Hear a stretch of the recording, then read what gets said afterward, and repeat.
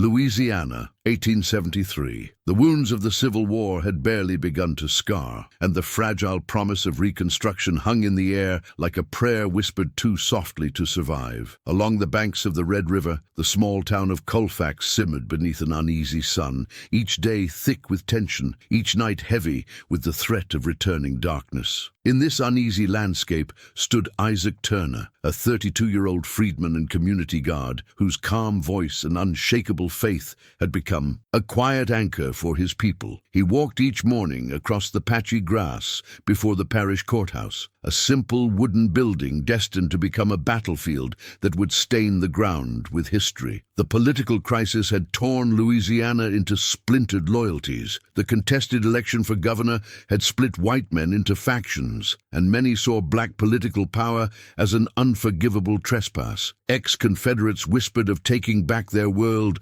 not through ballots but through bullets. Rumors of armed white militias gathering in nearby parishes traveled like smoke, drifting into the minds of those who dared to believe the war had ended. For Isaac and the freedmen guarding the courthouse, these whispers were not fear-mongering, they were warnings. Yet Isaac stood firm. Each sunrise found him training young freedmen how to hold a rifle with steady hands, and older Union veterans how to conserve their breath for the fight they prayed would never come. Inside the courthouse, lanterns burned late into the night as men studied floorboards, windows, and doorframes as if preparing a sanctuary rather than a fort. And though the wind carried the scent of river mud and something darker, something waiting, Isaac felt a calling deeper than survival. It was the sacred duty to protect a freedom newly born and already under siege. The first signs of trouble came like distant thunder, felt before heard. Travelers spoke of wagons filled with rifles moving at dusk, of white riders gathering under the veil of cypress shadows. Some claimed the old Confederate officers had returned,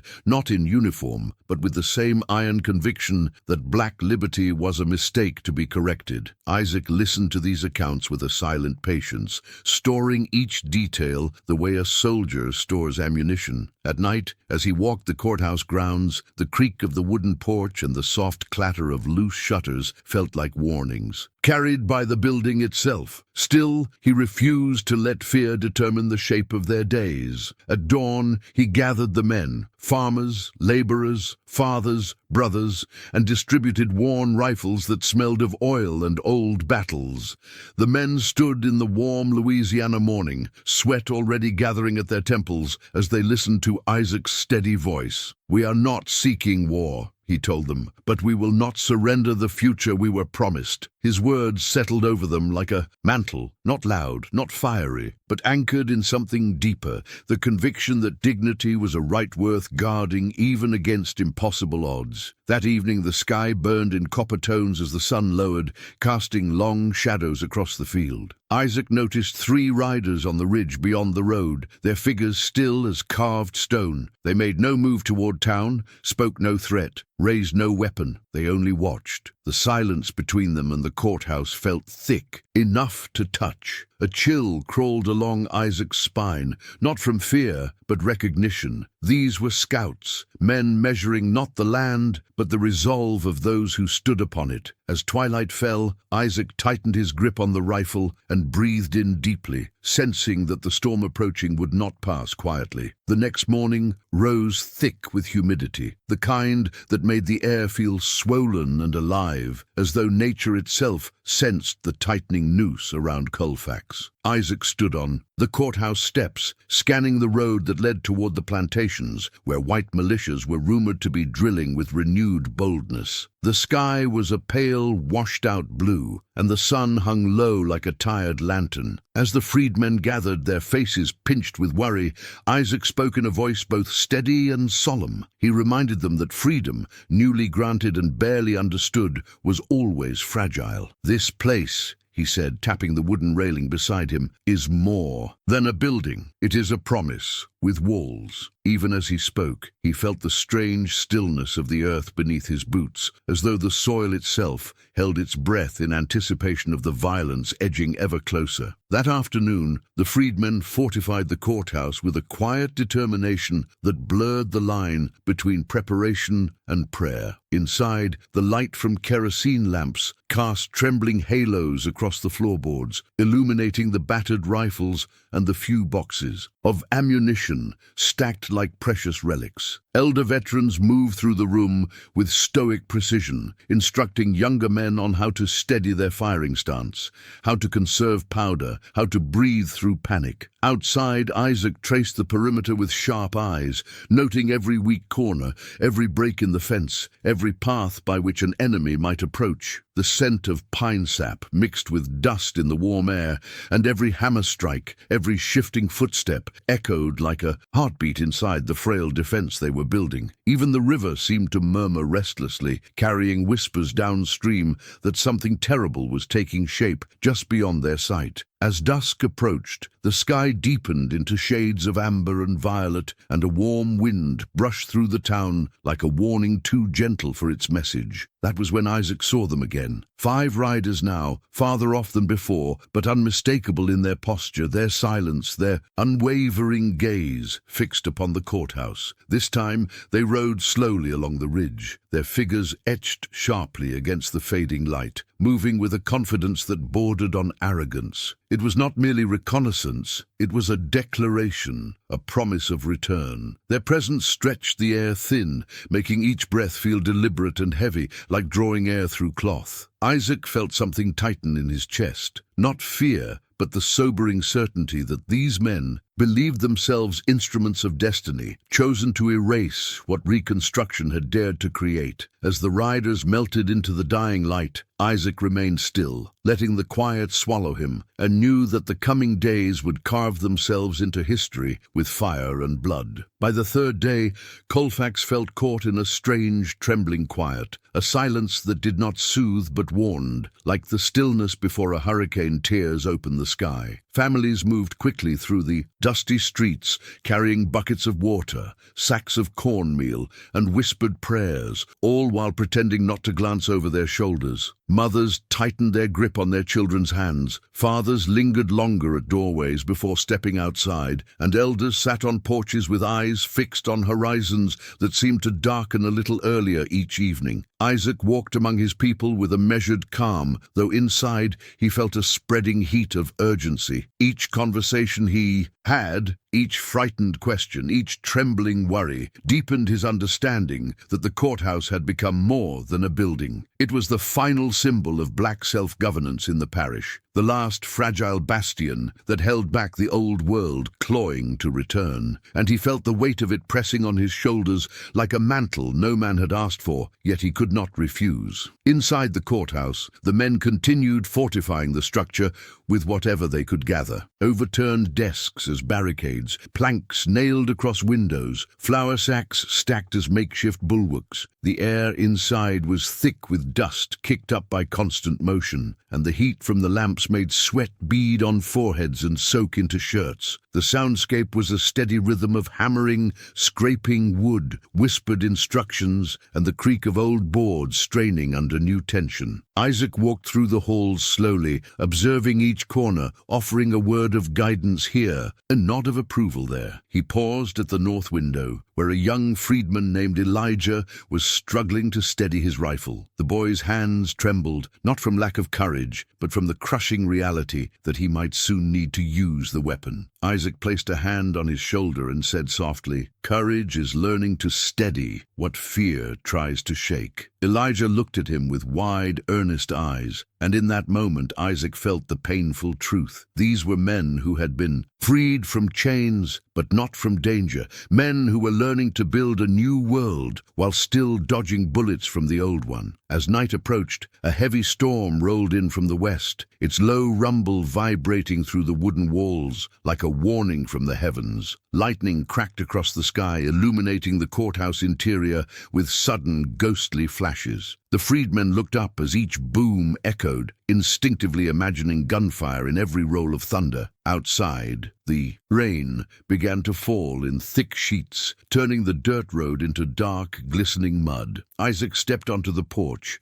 letting the rain soak into his shirt as he watched the road disappear into the storm. For a moment, he allowed himself a fragile hope that the militia forces might be delayed, that nature itself might intervene and buy the town one more day. But then, in a brilliant flash of lightning, he saw them, a line of mounted men far off across the ridge, their shapes momentarily etched against the sky like specters of war. Even in the storm they came. Isaac's breath tightened, and he felt the storm's wind whip across his face like a cold hand. The heavens raged above, but the true tempest was approaching on horseback, drawn by hatred older than any cloud in the sky. By morning the storm had passed, leaving behind a damp heaviness that clung to every surface in Colfax. The fields glistened beneath the pale light, and the courthouse steps were slick with rainwater that carried the smell of wet earth and aging wood. Isaac awoke from a brief, restless sleep and stepped outside to find the town unusually still, as though the storm had washed away not only dust, but also the thin veil of denial that had kept people moving without thinking.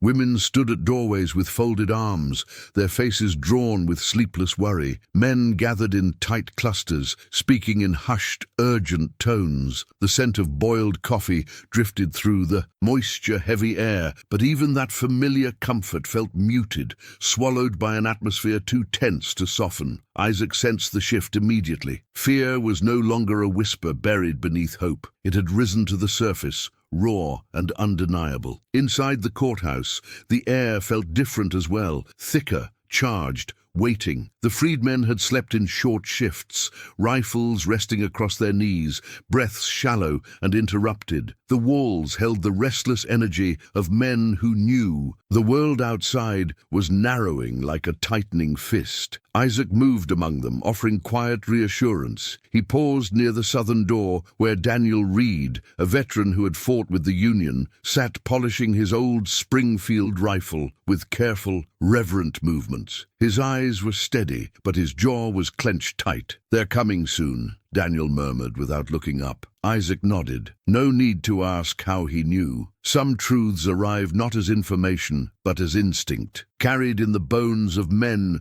who have survived war. A lantern flickered overhead, casting long, wavering shadows across the walls, and the courthouse seemed to breathe with them, its aging timber absorbing the weight of the moment like a living witness. Late afternoon brought confirmation. A rider galloped into town, mud streaked across his horse's flanks, his face pale beneath a layer of river dust. He dismounted in a stumble, gasping that he'd seen a vast formation of armed white men. Gathering beyond the ridge, men on horseback, men on foot, men hauling crates of ammunition, and even a small cannon. A wave of murmurs rippled through the freedmen, not of panic, but of a grim understanding. The storm had not slowed their enemies, it had only masked their movements. Isaac stepped outside with the messenger and looked toward the horizon, where faint plumes of dust rose like warning smoke. The sun was beginning to lower, painting the sky in bruised shades of purple and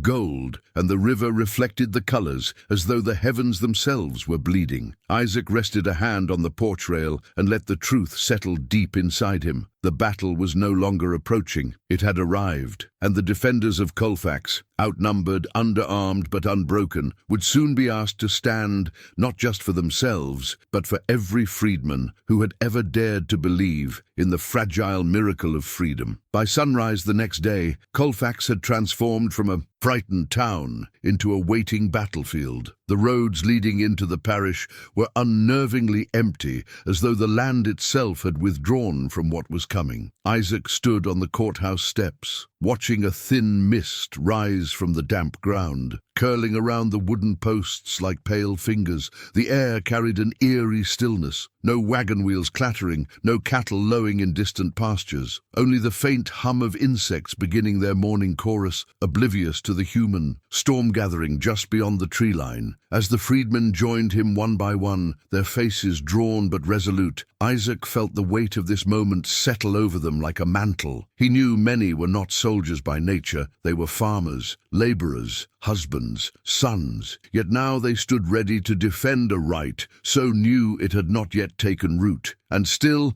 beneath the quiet dread, there was a steadiness, a sense that they were part of something larger than themselves, something history had not yet dared to write. Inside the courthouse, preparations took on a new urgency.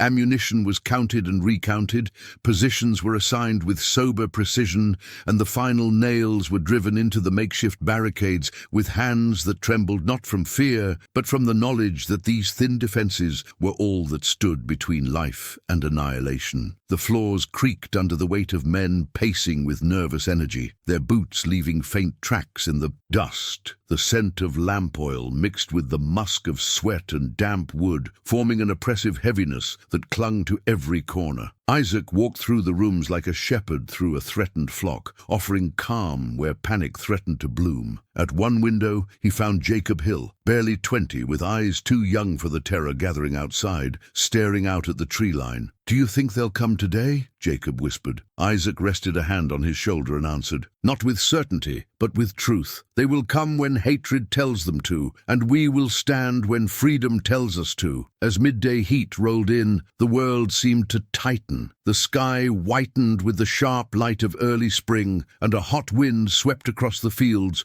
carrying dust that danced like sparks in the sun. Then, faintly at first, the sound arrived. Not thunder, not storm, but the distant clatter of hooves and wagon wheels. The men inside froze, their breaths caught as though the sound itself had gripped their chests. Isaac stepped outside, his boots sinking slightly into the soft earth, and gazed toward the horizon. Through the wavering heat, shapes emerged, riders forming long, dark lines stretching across the ridge, moving with deliberate predatory slowness. Behind them came wagons loaded with ammunition, and behind those an even darker mass, foot soldiers, rifles slung confidently across their shoulders. Isaac felt the world narrow to a single point, a single truth. This was no mob, this was an army, and though the defenders inside the courthouse were outnumbered more than 10 to 1, he squared his shoulders, breathed deeply, and whispered to himself a vow carved from the steel of survival. "If this is our last stand, let it be a stand that echoes." The first true wave of fear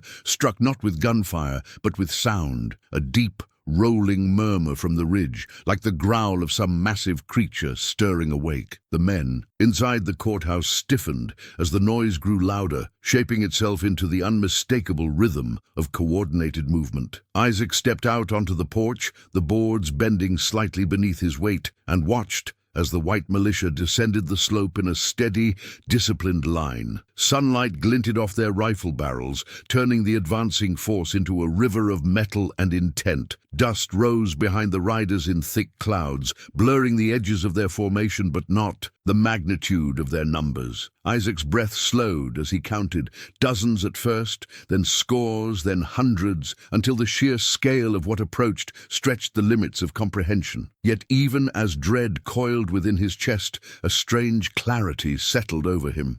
The promise he had guarded, the dignity he had sworn to defend, stood behind those courthouse walls, and if these armed men believed they could crush it under the weight of their hatred, they would first have to pass through him inside. The freedmen scrambled into position as the sound of marching feet and heavy hooves drew closer. A nervous tremor passed through the room, but it did not shatter their resolve. Instead, it fused them into a single steady force. The air thickened with anticipation, warm and suffocating, as each man checked his weapon one final time. The sharp metallic clicks echoed off the bare wooden walls, merging with the low hum of whispered prayers. Isaac entered the room, and the men fell silent. He looked into their faces, some lined with age, others barely past boyhood, and felt a surge of fierce pride. "Whatever happens today," he said, his voice low but firm, "remember this. You stood when standing was dangerous. You defended what others said was not yours to keep. For a moment no one moved. The only sound was the steady thrum of approaching boots and the faint flutter of curtains stirred by a warm, anxious breeze. Then one man nodded, then another, until the entire room pulsed with a quiet unity that transcended fear. As the militia drew within shouting distance, a chilling cry cut through the air, a barked command from a white officer,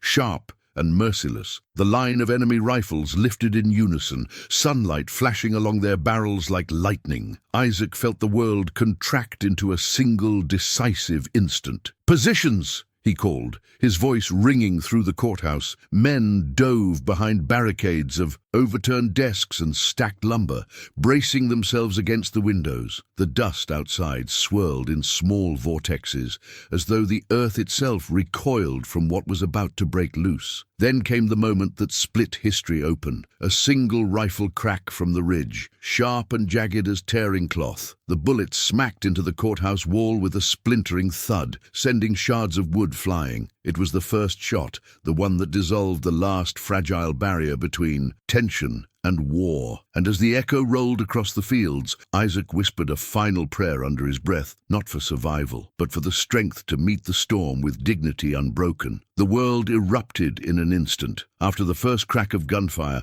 the white militia unleashed a barrage, so fierce and continuous that it seemed to tear the very air apart. Bullets hammered against the courthouse walls, punching splinters from the aging wood, ripping through shattered shutters, and ricocheting across the room in sharp, whining arcs. Inside, the freedmen crouched low behind barricades, their hearts pounding as dust rained from the ceiling with each violent impact. The building groaned under the assault, trembling like a living creature, trying desperately to remain upright. Isaac moved through the chaos with a steadying presence, calling out positions, urging patience, reminding the men not to waste a single shot. The smoke from the gunfire drifted through cracks in the walls, filling the air with a harsh metallic tang. Outside, the militia advanced, rifles blazing, their boots kicking up clouds of dust that swirled like angry spirits around their formation. At Isaac's signal, the defenders returned fire, not in panic, but with measured intent. The sound was deafening, a thunderous volley that shook the courthouse from foundation to rooftop. Smoke billowed inside, turning the narrow rooms into hazy caverns where shapes moved like shadows. Behind a veil, through the broken windows, Isaac saw several militiamen fall, their bodies collapsing into the dirt with brutal suddenness. But their losses did nothing to slow the wave pressing toward the courthouse. If anything, the white ranks surged forward with renewed ferocity, shouting curses that sliced through the gunfire. The freedmen beside Isaac fought with a grim resolve born not of hatred, but of the knowledge that there was no world waiting for them if they surrendered. Every bullet they fired carried the weight of a lifetime spent, surviving a country that had asked them to be invisible. And now, for the first time, they were refusing to disappear. As the smoke thickened, Isaac moved to the west window, where Daniel Reed was pinned behind a barricade, reloading with trembling fingers. "Steady," Isaac murmured, placing a hand on his arm. Daniel nodded, swallowing hard, then rose just enough to fire a controlled shot into the advancing line. The recoil jolted his shoulder, but he did not falter. Outside, the militia began to spread out, encircling the courthouse like wolves closing around wounded prey. Their shouts grew louder, more savage, carried by the rising heat of the afternoon. Isaac felt a bead of sweat trail down his temple, though whether from fear or the suffocating warmth inside the building, he could not tell. Then, through a gap in the smoke, he saw something that made his breath catch. A wagon rolling toward the front of the courthouse, its canvas covering pulled back to reveal the dark iron shape of a small field cannon. The militia had not come merely to intimidate, they had come to obliterate. And as the cannon crew began to load the weapon, Isaac felt the tragic enormity of this moment settle over him like a shroud. The battle for Colfax was no longer a standoff, it was an execution execution waiting to happen. The first blast from the cannon shattered the afternoon like a scream. A violent boom rolled across the fields, shaking the ground beneath the courthouse and throwing men off balance as the projectile slammed into the west wall with explosive force. Wood splintered into the air in a shower of jagged shards, and for a moment the room filled with a choking cloud of dust that blinded and stunned the defenders. Isaac staggered backward, ears ringing with a high, piercing whine that drowned out every other sound. The courthouse seemed to lurch, its frame groaning under the impact, as though the very bones of the building were crying out. Men coughed and covered their faces, reaching blindly for rifles knocked from their hands. Those nearest the blast clutched their arms or shoulders, stunned by flying debris. Through the dim haze, Isaac could just make out sunlight pouring through a new, gaping wound in the wall. A brutal reminder that the militia did not intend to take this building, they intended to demolish it. The white militia roared with triumph as they reloaded the cannon, their shouts carrying a feverish, merciless energy. Flames licked at patches of dry grass where embers from the explosion had landed, sending small tongues of smoke curling into the sky. The defenders scrambled back into position, breathing hard, hearts racing as they aimed through whatever cover remained. Their return fire cracked through the chaos, but their shots felt small now, swallowed by the thunder of the cannon and the relentless surge of attackers closing. In from all sides, Isaac wiped the dust from his face, tasting grit on his tongue, and shouted for the men to fall back deeper into the courthouse. The building was beginning to fracture, beams splitting, floorboards trembling, as if it sensed it could no longer protect the men inside. The heat from the gunfire, the smoke gathering along the ceiling, and the constant pressure of impact turned the interior into a suffocating crucible where every breath felt earned. When the second cannon blast hit, the courthouse rocked so violently that several men were thrown to the floor. The projectile tore through the barricade at the front entrance, scattering planks and broken furniture in a deadly spray. Sunlight flooded the room in a wide, jagged shaft, illuminating the airborne dust like falling ash. Outside, the militia surged forward, rifles raised, preparing to storm the breach. Isaac steadied himself, his muscles trembling with the strain of the moment. He looked around the room, at Daniel Reed clutching his side but refusing to retreat, at Jacob Hill reloading with bloody hands, at the elders standing firm despite the shaking of their knees, and felt a fierce, aching pride that cut through the fear. These men had come here to defend dignity, and even as the courthouse crumbled around them, that dignity burned brighter than any fire the militia could ignite. But Isaac also saw the truth in the widening cracks along the walls and the sagging beams overhead. Their sanctuary was dying, and when it fell, it would fall with them inside, unless he found a way to pull them deeper into the structure's last remaining pockets of shelter. He drew in one steadying breath, raised his voice above the roar outside, and called out the only order left to give, an order that tasted of grief and necessity. Pull back, room to room if you must. We hold this place as long as it stands. The courthouse interior had become a labyrinth of smoke, splintered wood, and collapsing resolve, not from cowardice, but from the cruel erosion of structure itself. As Isaac led the men deeper into the building, the floorboards trembled with every cannon blast, groaning like old ribs cracking under the weight of history. The hallways flickered with shifting shadows as sunlight pierced through fresh wounds in the walls, creating jagged patterns across the dust-filled air. Smoke drifted upward in slow, choking ribbons that clung to the ceiling and blurred the lantern light into a faint, trembling glow. Every step felt heavier than the last, the heat rising with the suffocating closeness of too many bodies breathing the same trapped air. Isaac could hear the ragged breaths of men fighting not only the militia outside, but the instinctual terror of being slowly cornered in a dying building. Yet still, they moved with purpose, forming new firing lines behind doors that barely hung from their hinges, raising rifles with hands that refused to surrender. Outside, the militia drew closer with the relentless confidence of men who believed themselves ordained to conquer. Their boots stomped across the courtyard in a steady rhythm, a marching beat that seeped through the floorboards like a drum announcing doom. Shouts rose above the gunfire,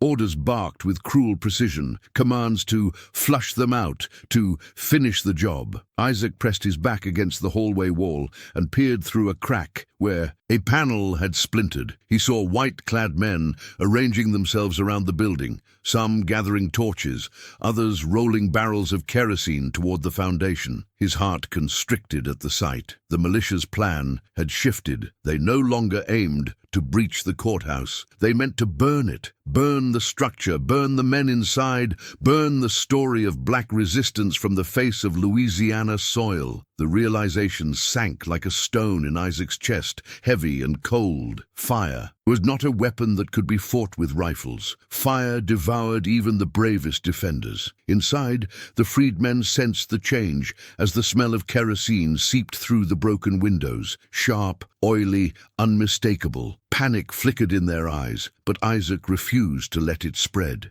He moved quickly through the hall, gripping shoulders, meeting eyes, grounding them in the moment. "We hold," he murmured. "We hold because the world is watching, even if it cannot see us yet. We hold because our lives mean something on this ground." The men breathed deeply, steadied by his voice, but Isaac could feel their fear pulsing beneath the surface like a second heartbeat. Then came the first bright streak of flame tossed against the outer wall, a cruel orange blossom flaring to life in the afternoon light. Another followed, then another, until the courthouse exterior crackled with the first whispers of burning timber. Heat blossomed through the walls like a rising sun. Isaac closed his eyes for a moment, gathering strength as the sounds of fire and hatred intertwined outside. The old courthouse had become both battleground and tomb, and inside its choking corridors, the defenders prepared to stand in the narrow place between hope and ruin. The fire took hold with terrifying speed. One moment it licked timidly at the edges of the courthouse.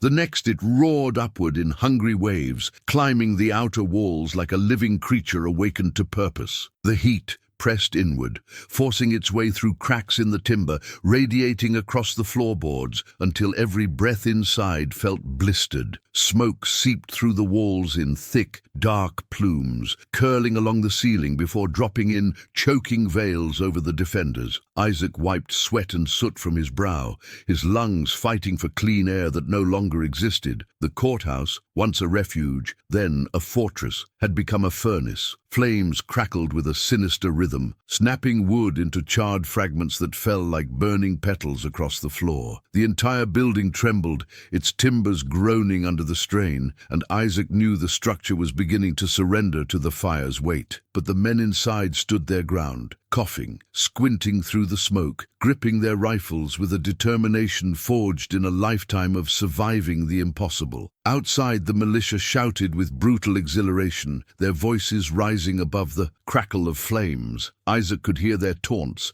savage proclamations that the experiment of freedom was ending today, that the fire would right the ending Reconstruction had failed to deliver. The militia fired sporadically into windows, not needing accuracy, satisfied simply to keep the defenders pressed deeper into the heat. Through one shattered opening, Isaac glimpsed torches swirling like halos of destruction, their light reflecting off the white militia robes like the glow of some profane ritual. The smell of burning pitch mixed with the sharp odor of gunpowder, creating a suffocating miasma that forced the freedmen to crouch low to the floor where the air was marginally clearer. Isaac crawled toward a cluster of men gathered near a collapsed doorway. Their faces were streaked with soot, their eyes stinging, but none spoke of surrender. Each breath they took was a defiance. Each second they remained alive inside the blaze was a refusal to be erased. As the flames crept inside,